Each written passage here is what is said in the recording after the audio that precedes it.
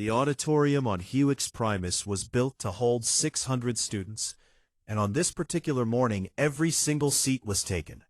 It was the first day of the most popular elective course at the Galactic Union Academy, a module called Death Worlds and Their Horrors, and species from across 300 civilizations had packed themselves into the curved rows of the Xenobiology Hazard Auditorium, like sardines in a tin.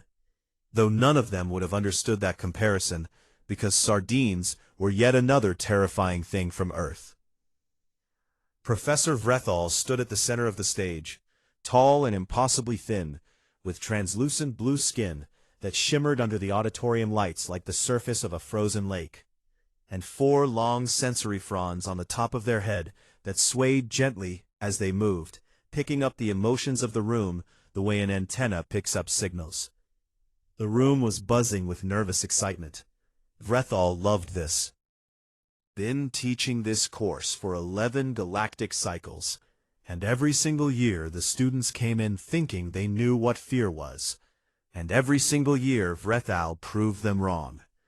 "Welcome," the professor said, their voice amplified by the floating translation nodes that hovered near the ceiling, converting their words into 300 languages simultaneously, "to the study of worlds that should not exist."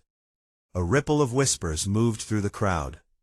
In the third row, a 6-limbed creature covered in layered plates of soft golden fur shifted nervously in her seat, her round ears rotating like satellite dishes, trying to catch every sound in the room at once. This was Kira Jas, a Valkyrie from the mild garden world of Tisana Prime, where the most dangerous natural event was a light drizzle, and the most aggressive predator was a slow-moving fungus that could be outrun by walking at a casual pace. Kira had signed up for this course because her best friend, at the academy, was a human, and she had decided it was important to understand where he came from, even if that understanding came with nightmares. In the front row, taking up nearly 2 seats because of his sheer mass, sat Drenic, a Gorvon with skin like cracked granite, and 4 thick arms folded across a chest that could have been mistaken for a boulder. Drenic did not believe in the horror stories about death worlds. He thought the whole thing was exaggerated, a kind of propaganda designed to make soft species feel better about being soft. And he had enrolled in the course specifically to challenge the professor at every opportunity. He sat with his jaw set and his 4 eyes narrowed, daring Vrethal to impress him. And then there was the back row. The back row was mostly empty because the auditorium was designed so that the best seats were at the front, where the holographic projections were sharpest and the professor's voice was clearest. Someone who arrived very late would end up all the way in the back. The rear door of the auditorium slid open with a soft hiss. A figure slipped through sideways, trying to be quiet and failing completely, because the door made a second hiss when it closed, and several dozen heads turned to look. The figure was a human. His name was Eli Vance. He was 22 years old. He was one of only 3 humans at the entire academy, and he was late because he had been in the station's lower market trying to find something decent to eat, which was a daily struggle because most galactic food tasted to him like wet cardboard seasoned with regret. Eli was not tall by human standards, but he was stocky and broad-shouldered, with messy brown hair that looked like it had never once been introduced to a comb, and he carried a worn duffel bag slung over one shoulder that clinked and rustled with the unmistakable sounds of snacks. He slid into the last seat in the back row, dropped his bag on the desk in front of him, and let out a long breath.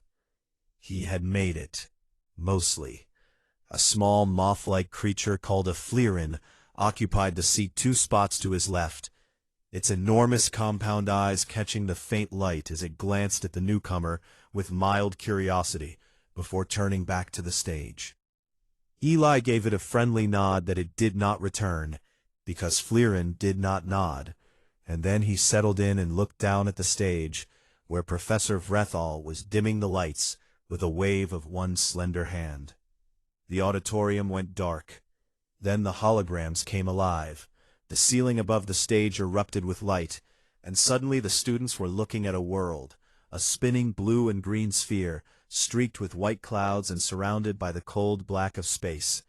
And it was beautiful, in the way a predator is beautiful, in the way a storm is beautiful, in the way something that could kill you is beautiful precisely because it could kill you. This, Vrethal said softly, letting the word hang in the air, is Earth. A murmur ran through the crowd like electricity.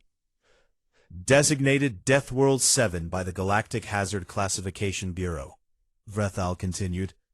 Earth is a Class 12 world, the highest danger rating our system allows.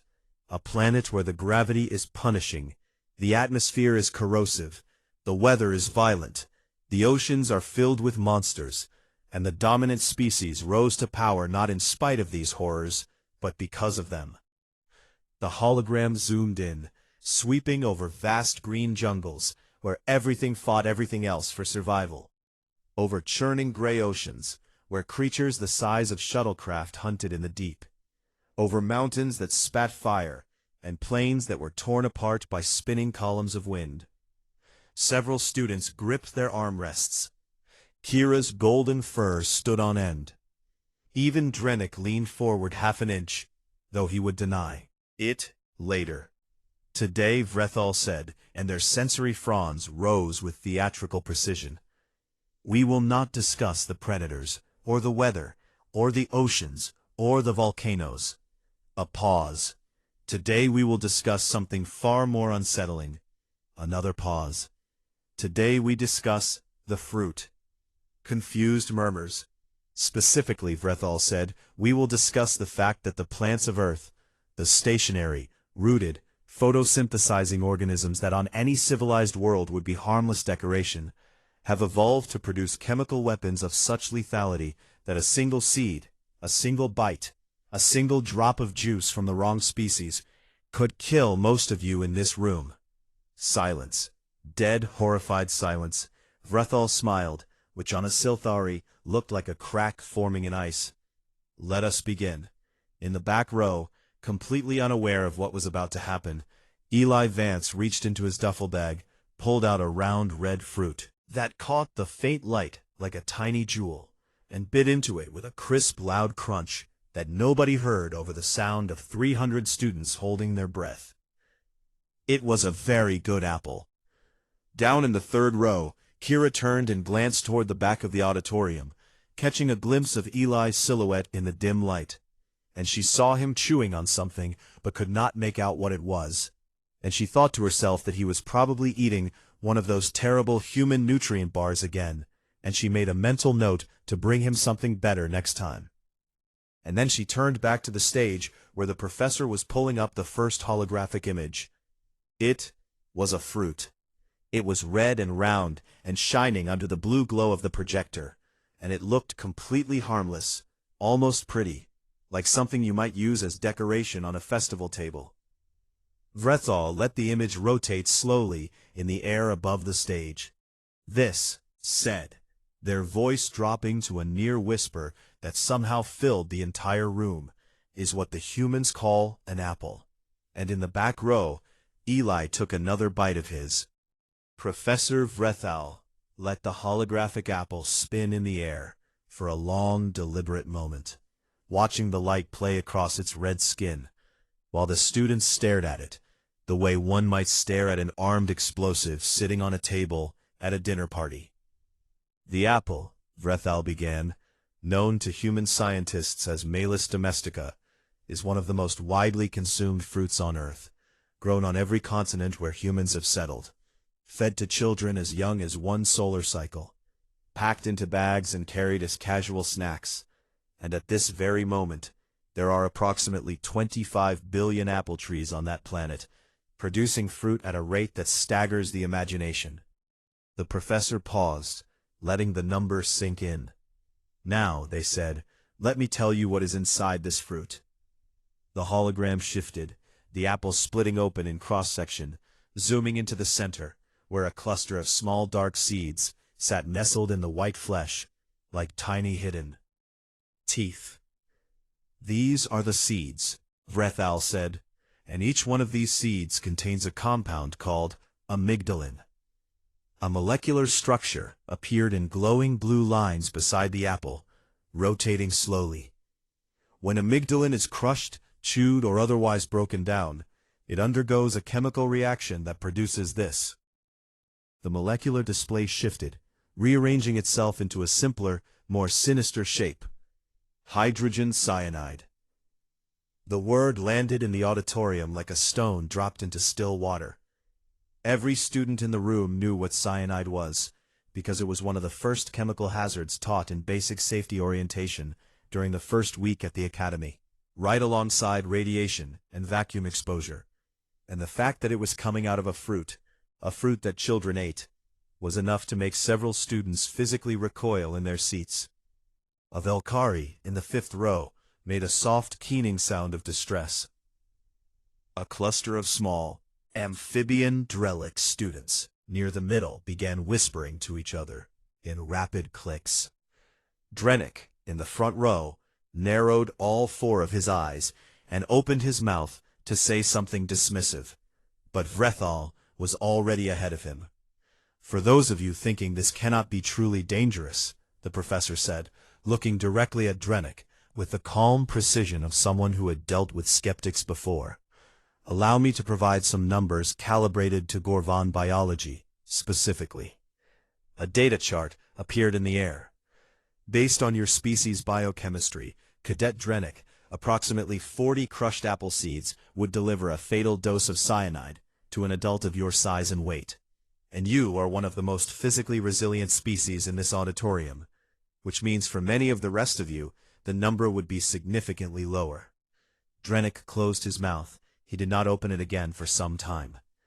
"And the humans," Vrethal continued, turning back to the wider audience, "grow these by the billions, eat them raw, cook them into pastries, crush them into juice, and give them to their children as a symbol of health and vitality. And they do this fully knowing, what is inside the seeds." The professor let that sit for a moment, and then they moved on. But the apple is only the beginning. A new image replaced the first, showing a cluster of small dark red fruits hanging from a branch. "These are cherries," Vrethal said, "and like the apple, their pits contain cyanogenic compounds that break down into hydrogen cyanide, and the humans consume approximately 4 million metric tons of them every solar cycle." The professor's sensory fronds quivered with something between fascination and revulsion. "What makes the cherry particularly disturbing," Vrethal added, "is the human cultural practice surrounding the pit, the poisonous center of the fruit, because rather than disposing of it with care, the humans place the pit in their mouths and then launch it through the air by spitting it as far as possible. And they do this competitively, with organized events and recorded distances and cheering crowds." A Fleuron in the 7th row let out a thin whistle of disbelief. Kira, sitting in the 3rd row, with her fur pressed flat against her body in a Valkyrie stress response she could not control, stared at the hologram and tried to remind herself that Eli ate human food every day and had not died yet, so it was probably fine. It was probably all fine. In the back row, Eli Vance finished his apple. He looked at the core for a moment, shrugged, and tucked it into a small waist pouch in his bag, because he was not an animal, despite what the rest of the galaxy apparently thought about his species. And then he reached into the bag and pulled out a small sealed container. He popped the lid. Inside was a handful of fresh cherries, deep red and cool, from the cold storage unit in his quarters. And he picked one up and put it in his mouth and bit down, and the juice was sweet and perfect. And he had no idea whatsoever that 20 rows below him, a professor was describing this exact fruit as a cyanide delivery system. He chewed around the pit, pulled it from his mouth with his fingers, and set it on the desk beside him. Then he ate another one. And another. The Fleuron 2 seats away watched him with mild, unfocused interest, its compound eyes picking up the motion of his hand, going from container to mouth, and back again in a steady rhythm. But it could not see clearly in the dim light, and the fruit was small and dark, and it looked like it could be anything, maybe some kind of nutrient pellet. And so the Fleerin thought nothing of it, and turned back to the lecture. On stage, Vrethal was building momentum. "Let us now discuss the Nightshade Family," the professor said, and a new hologram appeared, showing a bright red fruit that was round and slightly lumpy and absolutely unmistakable to any human who had ever eaten a salad. It was a tomato. "This fruit," Vrethal said, "belongs to the botanical family Solanaceae, a family whose members include some of the most potently toxic plants on the planet Earth, including the one known as deadly nightshade, which contains compounds that attack the nervous system and can cause hallucinations, seizures, and death." The hologram split to show two plants side by side, the tomato and its deadly cousin, and the molecular structures of their key compounds rotated beneath them.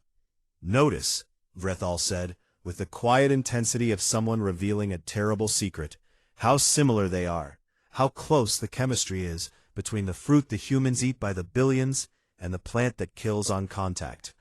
And understand that on Earth, these two plants sometimes grow in the same fields, in the same gardens, side by side. Humans must simply know which one is safe and which one is not. And sometimes they get it wrong, and they eat them anyway." The professor moved on to cashews, explaining that the shell of the raw cashew nut contained urushiol, the same chemical found in poison ivy, a plant so toxic that merely touching it caused painful blistering welts on human skin, and that the humans had to roast the poison away before they could eat the nut inside, and that if the roasting was done improperly, the cashew would cause chemical burns to the mouth and throat. They moved on to kidney beans, which contained a toxin called phytohemagglutinin that could cause severe poisoning if the beans were not boiled at high enough temperatures for long enough.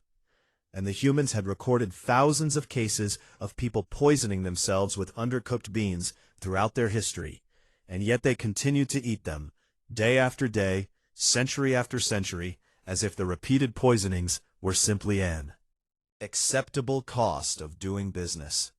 With each new fruit, each new toxin, each new casually horrifying detail, the auditorium grew quieter and quieter, until the only sound was the hum of the holographic projector and the soft breathing of 600 students, who were slowly coming to understand that the planet Earth was not merely dangerous in the way that a storm is dangerous or a predator is dangerous. It was dangerous in the way that everything on it, down to the plants, down to the fruit, down to the seeds inside the fruit, had decided that existence was a war, and nothing was going to survive without a fight. In the back row, Eli lined up his cherry pits in a neat row on the desk, counted 7 of them, and reached for another cherry. He was having a really good morning.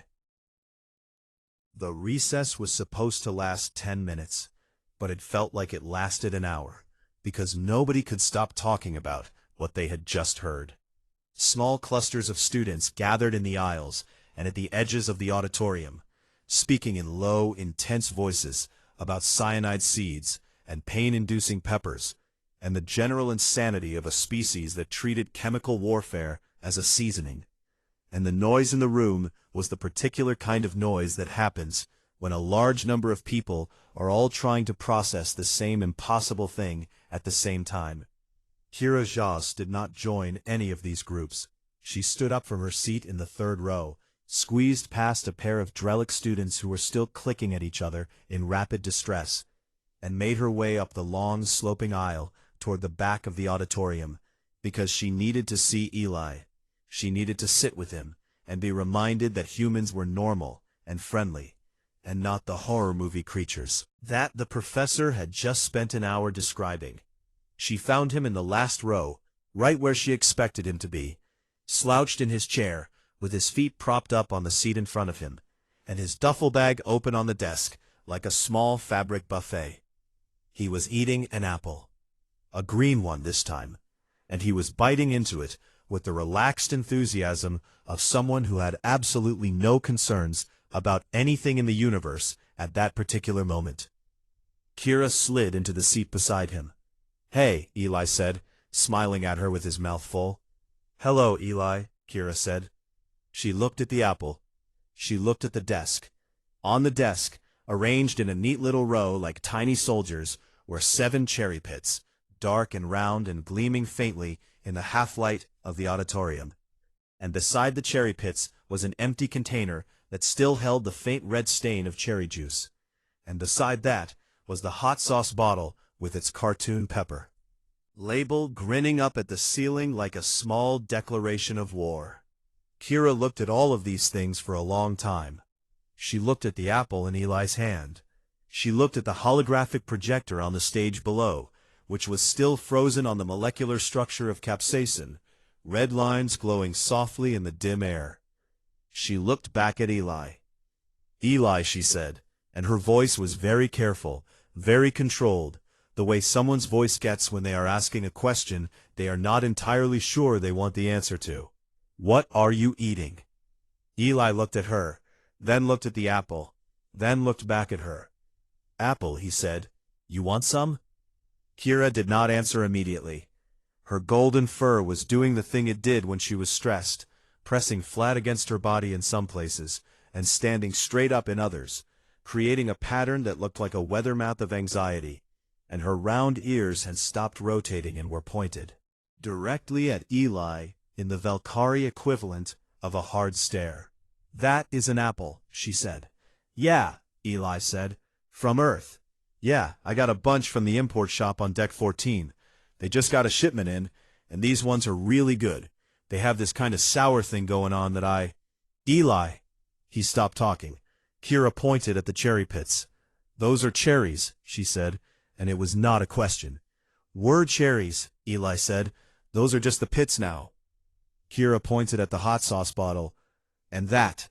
Hot sauce," Eli said. "It's not even that spicy, honestly. It's like a 4 out of 10, maybe." Kira made a sound. It was a high, thin whistling sound that came from somewhere deep in her chest, and it was the sound a Valkyrie makes when their brain is trying to process 2 completely contradictory pieces of information at the same time, and it sounded almost exactly like a tea kettle reaching its boiling. The Fleerin 2 seats away heard the sound and turned its head. Its compound eyes, which had been passively registering the dim shape of the human all through the lecture without really focusing on it, now locked onto Eli with the sharp clarity that comes from sudden attention.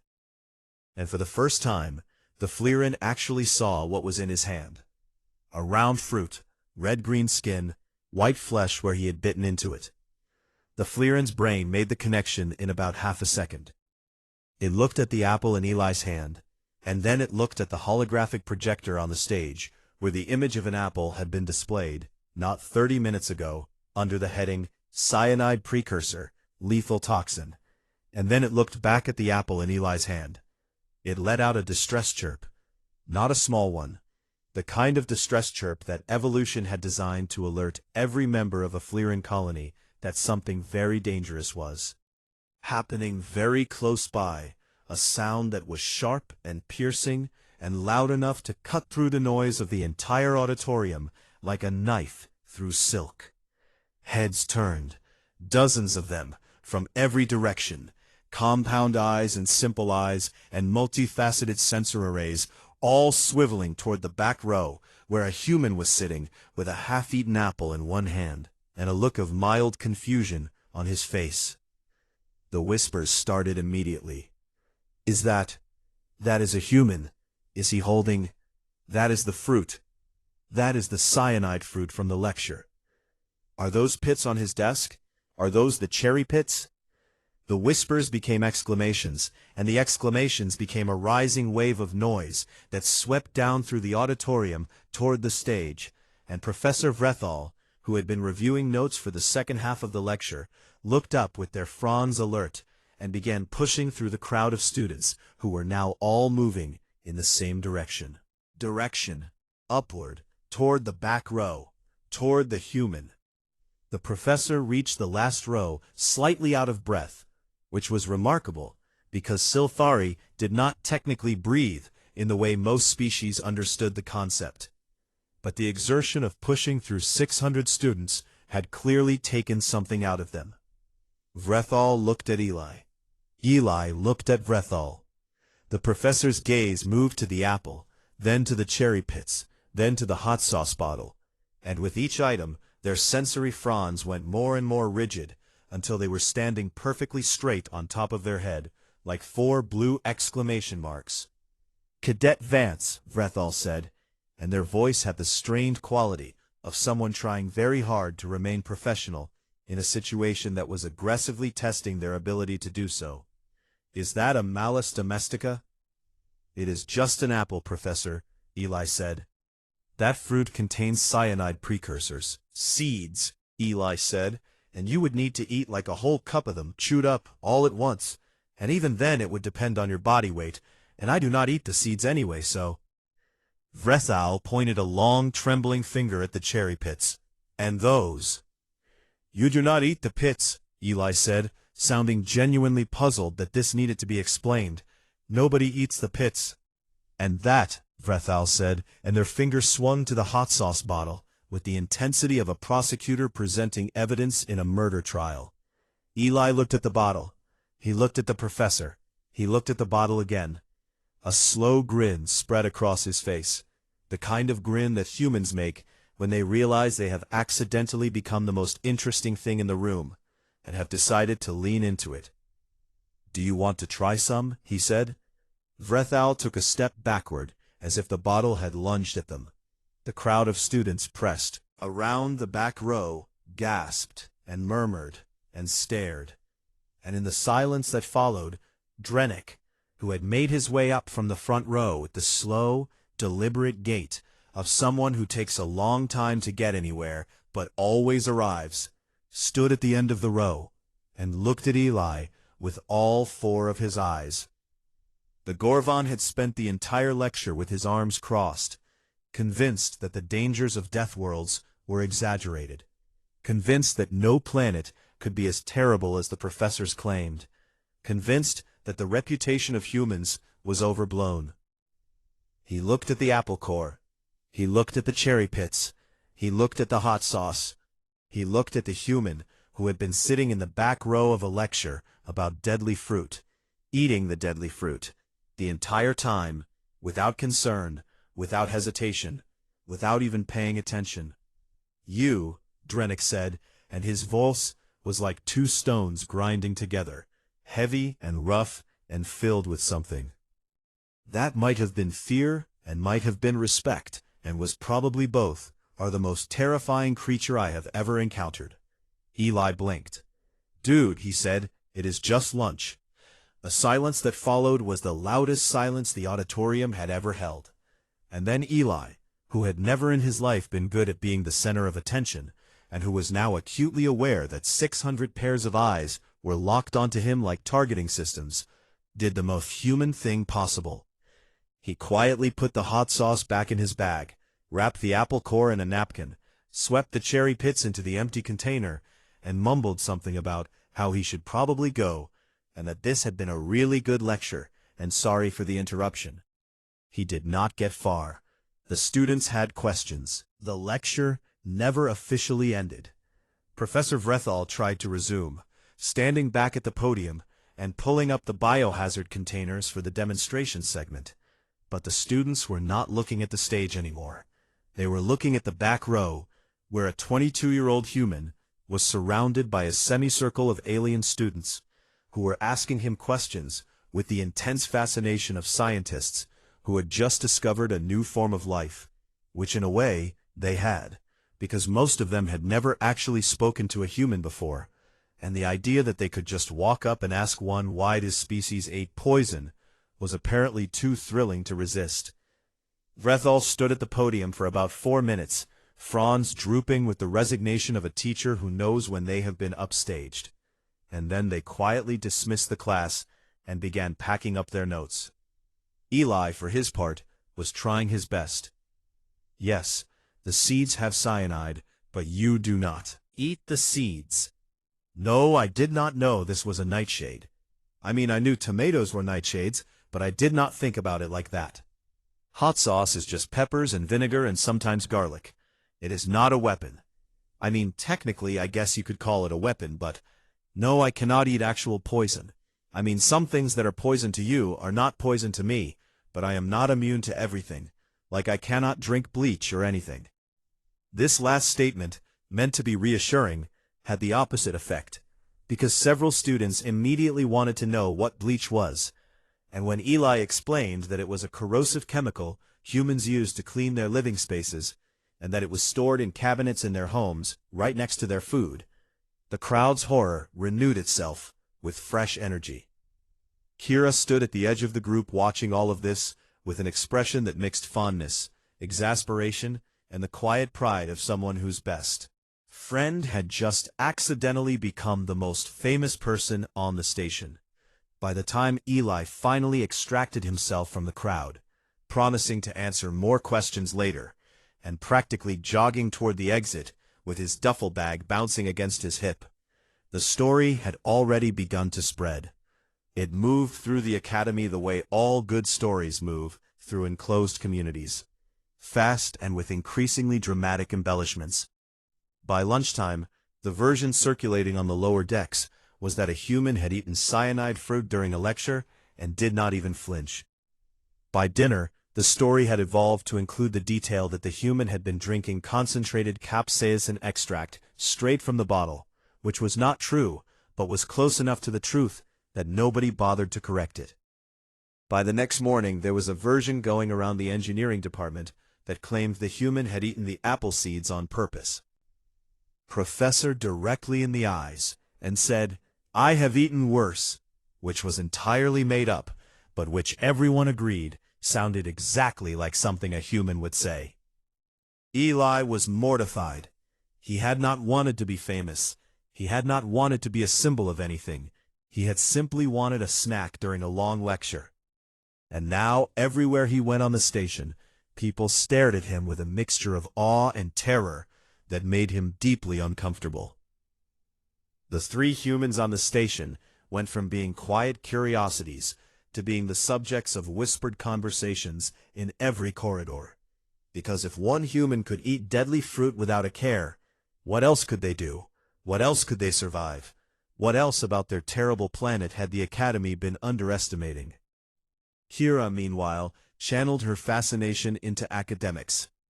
She began compiling a document that she titled, "Things Eli Eats That Should Kill Him," and she approached it with the rigorous methodology of a proper research paper, cataloging every food item she observed Eli consuming and cross-referencing it with the Galactic Toxicology database to determine its lethality rating for non-human species. The list grew alarming quickly.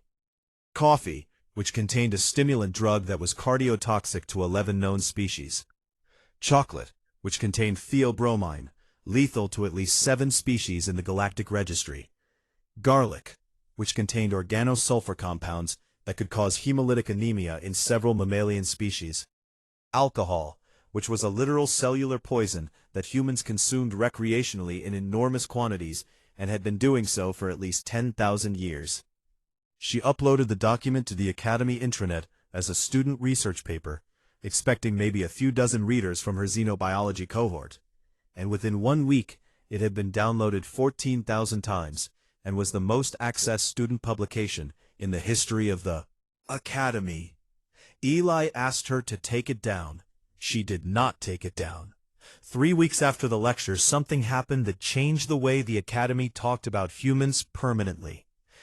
It started as a minor emergency, a chemical spill in one of the lower laboratory decks, where a containment unit holding sulfur compound samples had cracked during a routine equipment inspection, releasing a cloud of hydrogen sulfide and sulfur dioxide into the ventilation system of that section. The alarms went off immediately. The section was evacuated within minutes, students and staff streaming out through the emergency corridors with breathing filters pressed to their faces. And the response teams began assembling atmospheric suits to go in and retrieve the containment unit before the leak got worse. But there was a problem. 2 students had not made it out. A pair of Fliren, small and fragile, and particularly vulnerable to sulfur compounds because their bodies have specialized respiratory systems. Respiratory system was essentially a series of exposed membrane surfaces that absorbed airborne chemicals with ruthless efficiency. Had been in a study room at the far end of the affected corridor when the spill happened, and the sulfur concentration between them and the exit was high enough that crossing through it without protection could cause permanent lung damage or worse. The atmospheric suits were coming, but the fabrication unit needed 18 minutes to produce them, and the Fleerin had sealed themselves in the study room with a makeshift air filter that would last maybe 15 minutes. And the math was not good. Eli heard about it because he was in the corridor one level up when the alarms went off. He asked a passing engineer what the contaminant was. Sulfur compounds, the engineer said, a thin-limbed Silthari who was visibly shaking. Hydrogen sulfide and sulfur dioxide. The concentration in the affected section is approximately 15 parts per. Eli thought about this for a moment. 15 parts per million of hydrogen sulfide was, by human occupational safety standards, right at the boundary between "you should probably put on a mask" and "you will be fine for a short exposure." Sulfur dioxide at similar concentrations was roughly equivalent to standing downwind of a match factory. Unpleasant and irritating, but not immediately dangerous to a species that had evolved on a planet where volcanoes regularly blanketed entire regions in sulfurous haze. "I can go in," Eli said. The engineer stared at him. "The concentration is 15 parts per million," the engineer repeated, as if Eli had not heard correctly. "Yeah," Eli said, "that is like a bad egg smell. I will be fine." He did not wait for permission. He grabbed a maintenance cloth from a nearby supply cabinet, wet it under a water dispenser, pressed it over his nose and mouth, and walked into the affected section through the emergency access door, while the engineer watched with an expression that suggested their entire understanding of biology was being rewritten in real time. The corridor smelled terrible. Eli would be the first to admit that it smelled like someone had boiled 100 eggs in a sulfur hot spring and then set the whole thing on fire, and his eyes were watering within 30 seconds, and the back of his throat was burning in that specific way that made him want to cough. But he kept moving, walking quickly through the hazy air, with the wet cloth pressed to his face, following the emergency lighting along the floor, until he reached the study room at the end of the hall. He opened the door. The two Fleeron were huddled in the corner, their wings wrapped tight around their bodies, their breathing shallow and rapid through the small air filter they had rigged from a ventilation panel. One of them looked up at him with enormous, terrified compound eyes. Was the same Fleeron who had sat near him during the lecture, the one whose antennae had twitched at the smell of his hot sauce, and it recognized him immediately. Eli scooped them up, one under each arm, the way someone might carry a pair of oversized house cats, and he turned and walked back the way he had come, moving as fast as he could without jostling them, breathing through the cloth and blinking against the sting in his eyes, and thinking mostly about how he was going to need a very long shower after this. He emerged through the emergency door into clean air 45 seconds later.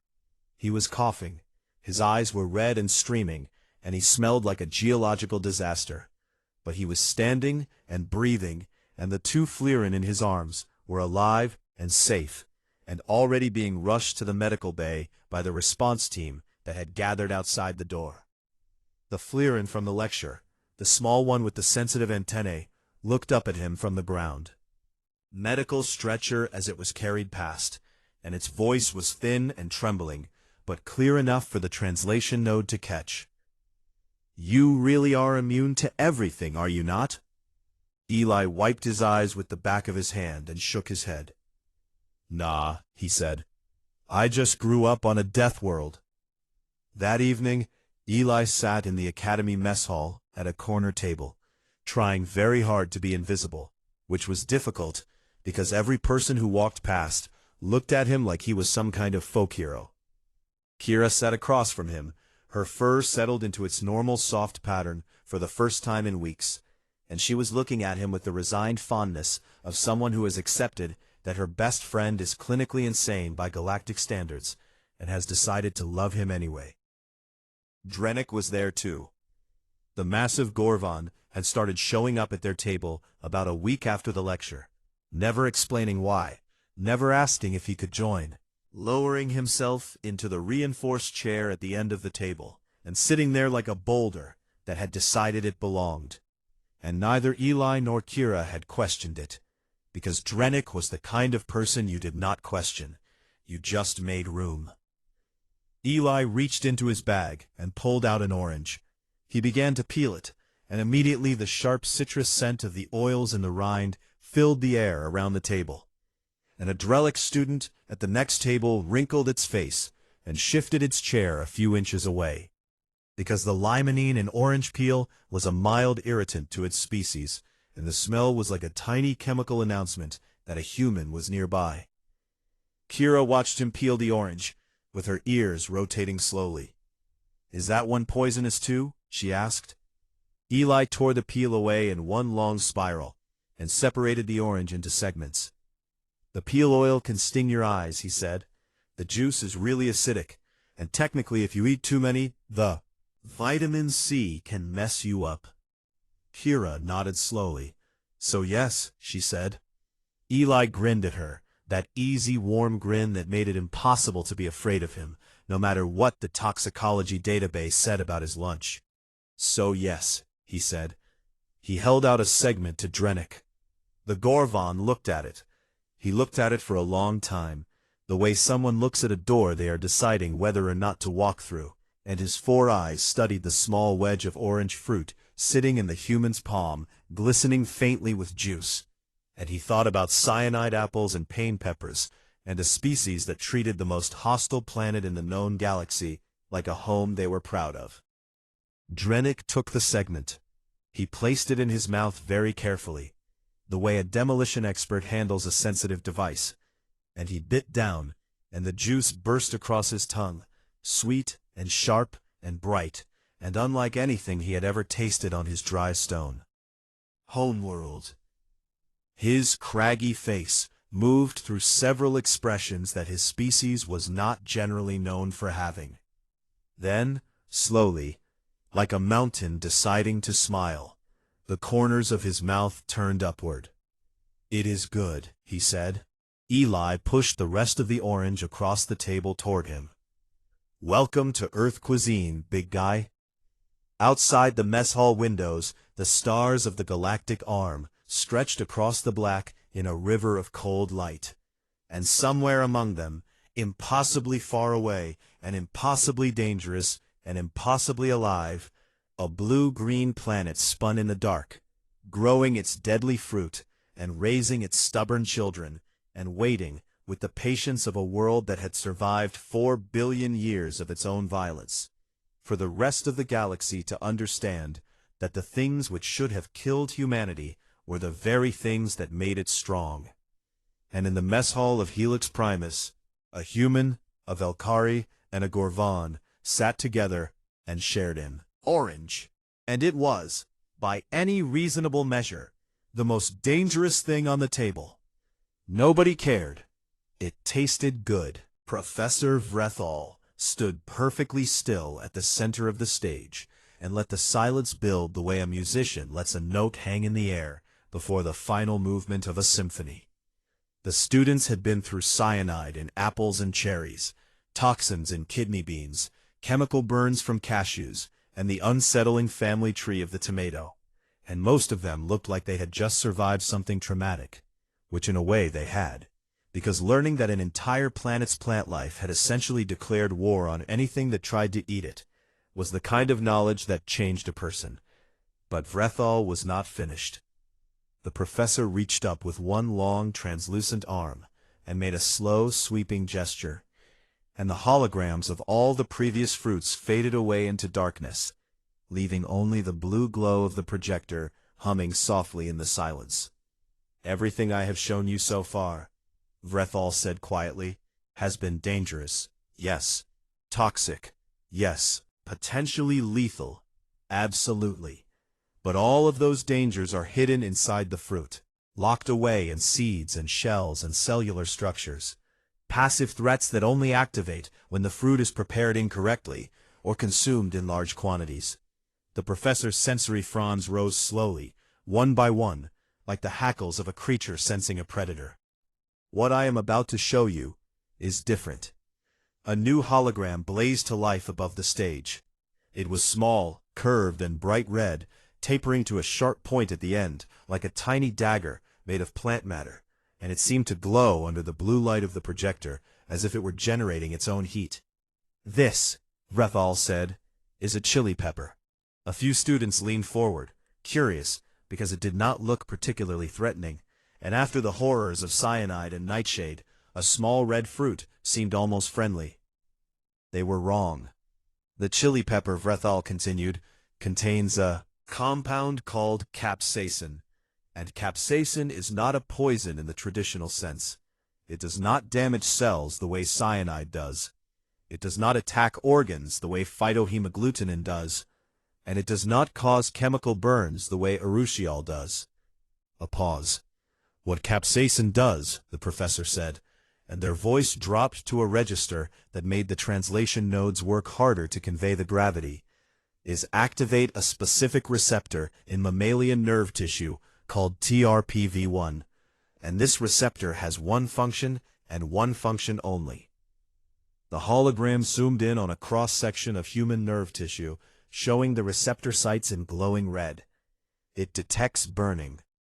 The nerve tissue in the hologram lit up like a circuit board catching fire, red signals cascading outward from the receptor sites in waves that spread through the entire nervous system, and the visual effect was so visceral that several students flinched. When a human consumes capsaicin, Vrethal said, their nervous system receives a signal that is chemically identical to the signal it would receive if the tissue were actually on fire. The brain interprets this as real burning pain. The body responds with all of the defensive reactions associated with thermal injury: sweating, tears, increased heart rate, inflammation of the mucous membranes, and the human experiences, for all practical purposes, the sensation of their mouth being engulfed in flames. The auditorium was so quiet that the hum of the climate control system sounded like a roar. The fruit evolved this compound, the professor continued, as a defense mechanism, a chemical weapon designed by millions of years of natural selection, to cause such overwhelming agony that any creature foolish enough to bite into it would immediately spit it out and never ever come back. Vrethal let the holographic nerve tissue continue to pulse with its cascading red warnings. It is, by every measure of biology and chemistry, a scream from the plant itself, a molecular message that says, "Do not eat me. I will hurt you. This is not food. Go away." Another pause, longer this time. "The humans," Vrethal said, and something in their voice shifted from academic distance to genuine bewilderment, "deliberately seek out the most potent varieties of this fruit.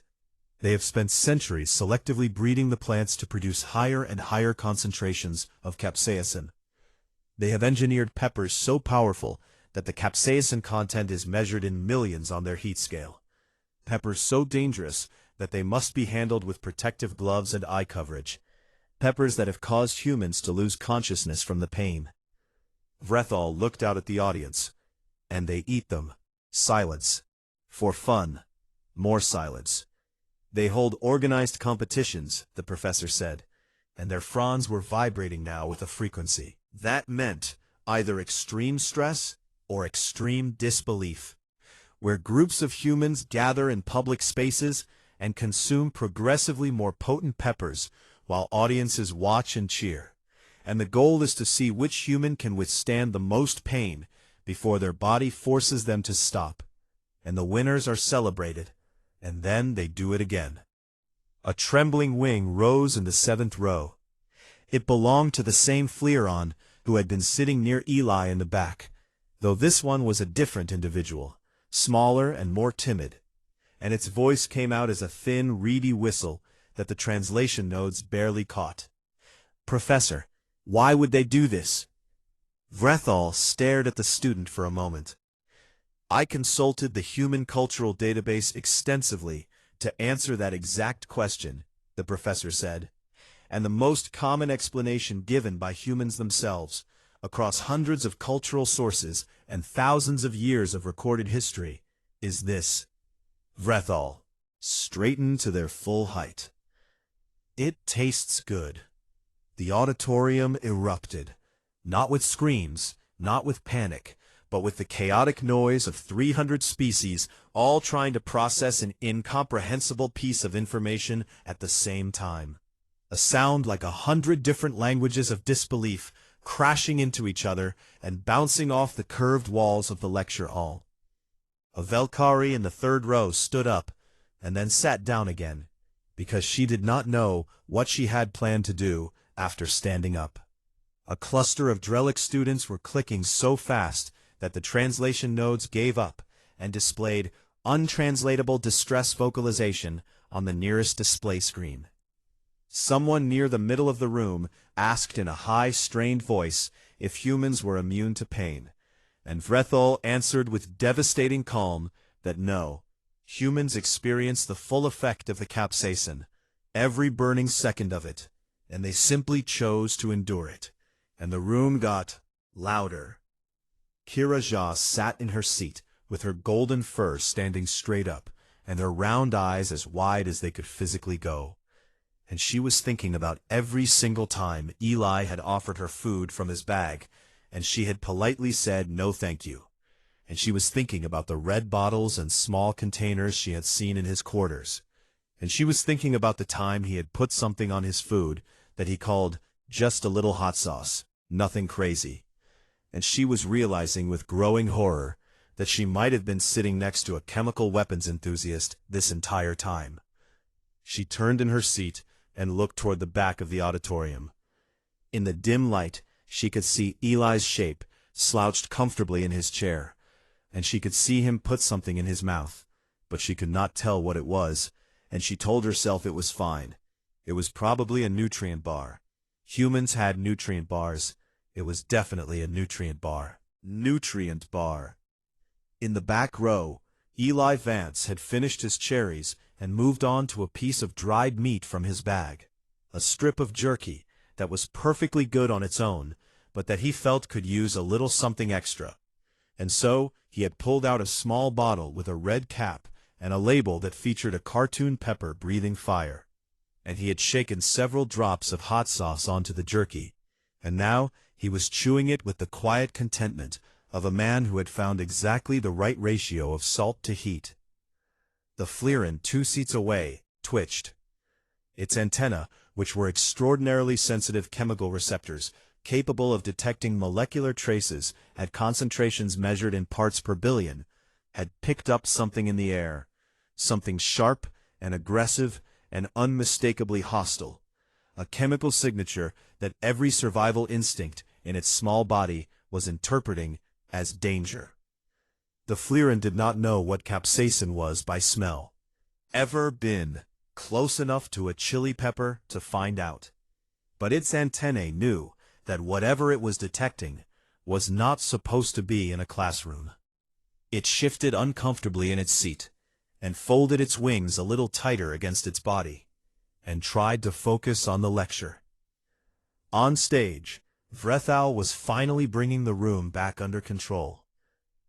"We will now take a short recess," the professor announced, raising both hands to quiet the noise. "And when we return, I will conduct a live visual demonstration using preserved Earth fruit samples contained in Class 4 biohazard enclosures." The lights came up halfway. Students began to stand, to stretch, to talk to each other in the urgent, hushed voices of people who had just been told that reality was stranger and more frightening than they had imagined. In the back row, Eli Vance put the cap back on his hot sauce, tucked it into his bag, yawned, stretched his arms above his head until his shoulders popped, reached into the bag one more time. He pulled out another apple. It was green this time.